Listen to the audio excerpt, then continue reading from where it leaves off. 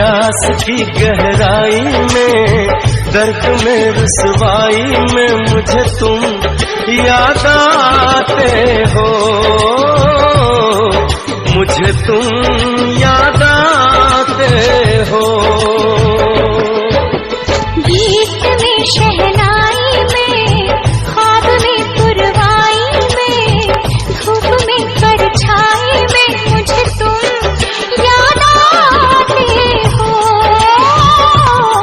मुझे तुम याद आते हो। भीड़ में तन्हाई में, प्यास की गहराई में, दर्द में रुसवाई में मुझे तुम याद आते हो, मुझे तुम याद आते हो।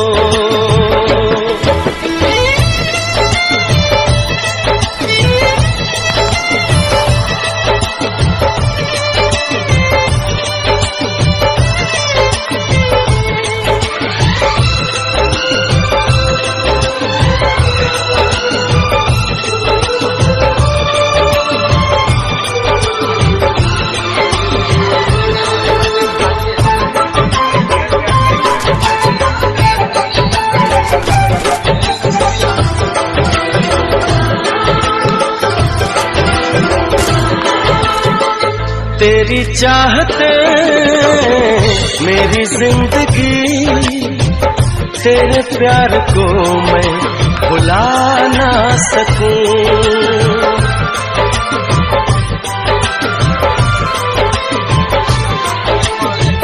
तेरी चाहते मेरी जिंदगी, तेरे प्यार को मैं भुला ना सकूं। करूं कोशिशें भले रात दिन, तेरे अक्स को मैं मिटा ना सकूं। प्यास की गहराई में, भीड़ में तन्हाई में, दर्द में रुसवाई में मुझे तुम याद आते हो, मुझे तुम याद आते हो।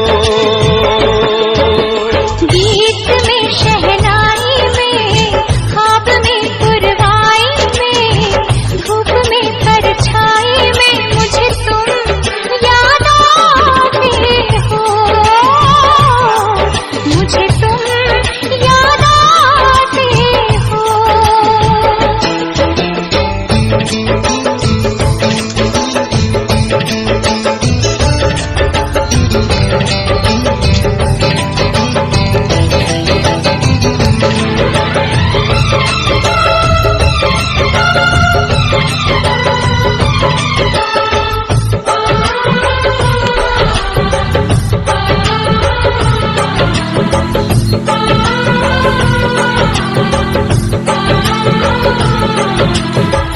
कभी ख्वाब में सोचा न था, जीना पड़ेगा तुझे छोड़ के।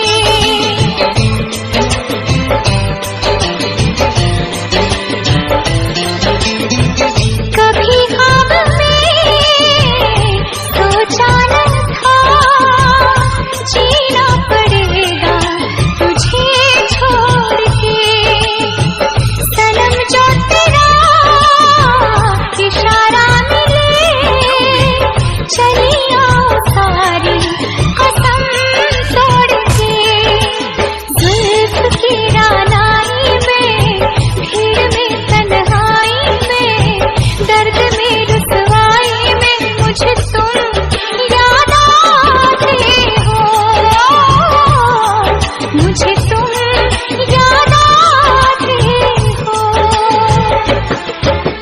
भीड़ में तन्हाई में, प्यास की गहराई में, दर्द में रुसवाई में मुझे तुम याद आते हो,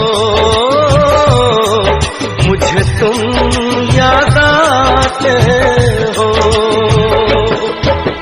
गीत में शहनाई में, ख्वाब में पुरवाई में,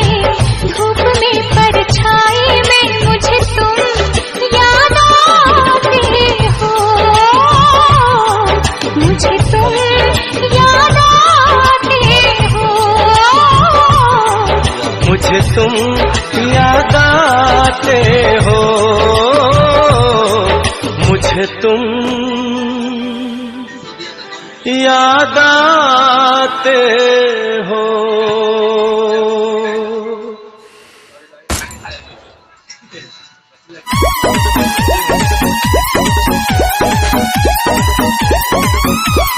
आई बने